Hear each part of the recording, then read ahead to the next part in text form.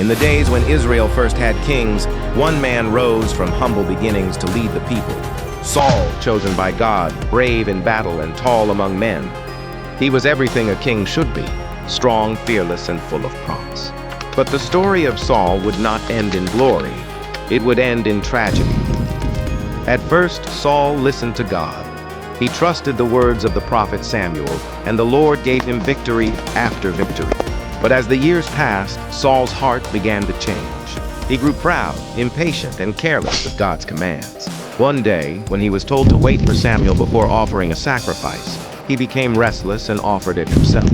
When Samuel arrived, Saul tried to explain, but Samuel said, "You have not obeyed the Lord's command. Your kingdom will not endure." From that moment, a shadow began to fall over Saul's reign. Time passed, and Saul continued to drift farther from God. He disobeyed again when he spared a wicked king that God had ordered him to destroy. Once more, Samuel confronted him, declaring that God had rejected him as king. Saul's heart was crushed, but his pride would not let him change. From then on, the Spirit of the Lord left Saul, and fear began to rule his life. Then one day, the prophet Samuel died. All of Israel mourned him.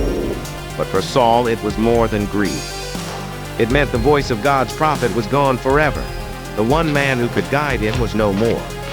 Soon after, word came that the Philistines were gathering for war. Their armies stretched across the hills like a dark cloud. Saul saw their strength, and his heart filled with terror. That night, he knelt in his tent and cried out, "Lord, what should I do? Will you deliver Israel?" But there was no answer, no dream, no prophet, no sign. God was silent.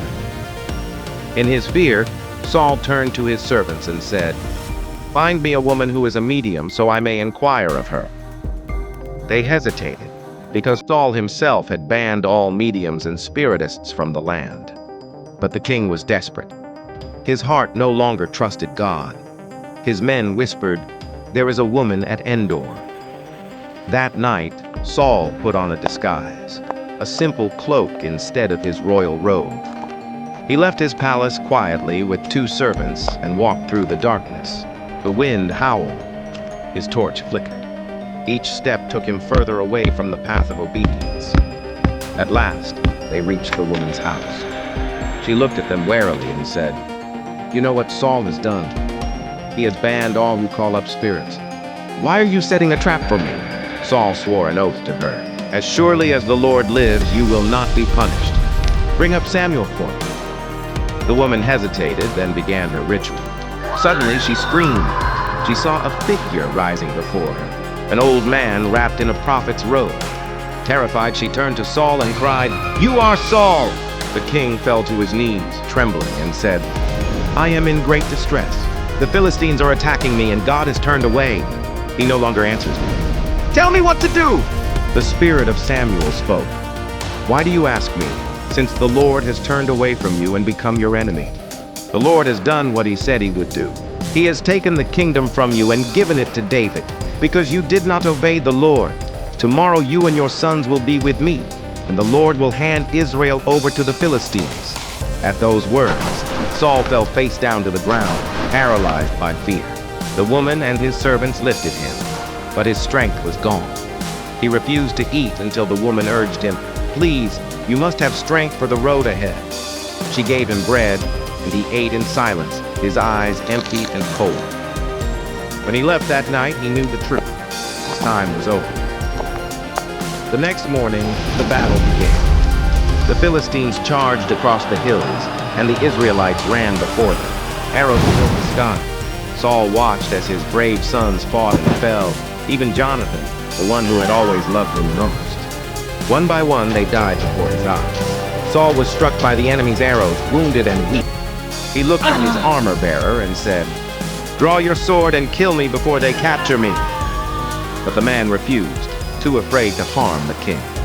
So Saul took his own sword, set it to his chest, and fell upon it. The first king of Israel, chosen by God, died in despair on the battlefield. The next day, when the Philistines found his body, they took his armor and hung it in their temple as a trophy. The once mighty Saul had fallen, and the nation mourned. A life that began with such promise had ended in darkness. Saul's story reminds us that when we stop listening to God, fear fills the silence. Disobedience distances us from His voice, and when we act out of fear instead of faith, we lose our way. God's silence isn't rejection. It's often a call to return, to repent, to trust again. Obedience is better than sacrifice. God doesn't just want our actions, He wants our hearts. And when He seems silent, it doesn't mean He's gone. Sometimes He's waiting for us to trust Him again. Because His guidance, even delayed, is worth more than any forbidden answer. So when your prayers seem unanswered and heaven feels quiet, don't turn away. Wait on the Lord. He may be silent for a moment, but His promises remain. Trust Him in the stillness, for His silence always speaks to those who listen with faith. This is the story of King Saul and the medium of Endor, a story of fear, silence, and the price of disobedience, and a reminder that when God is silent, faith must speak.